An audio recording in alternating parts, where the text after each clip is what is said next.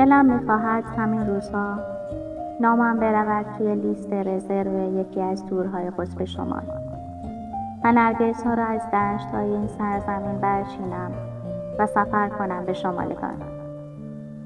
لباسهایی از پوست گرگ بپوشم، چشمانم رو سرمه بکشم، روی پیشانیم پر شود از نمادهای سیاه، با گوزن‌های شمالی سورتمه سواری کنم، بروم توی آلونک‌های یخی عشایر قطب و زیر بارش شفق قطبی بوسیده شوم.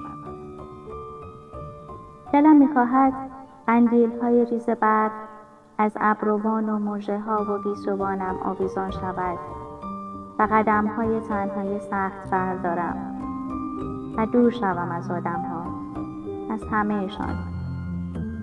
می‌خواهم یک مدت زیادی زن نباشم، همسر نباشم، مادر نباشم، دختر نباشم، کاسب نباشم.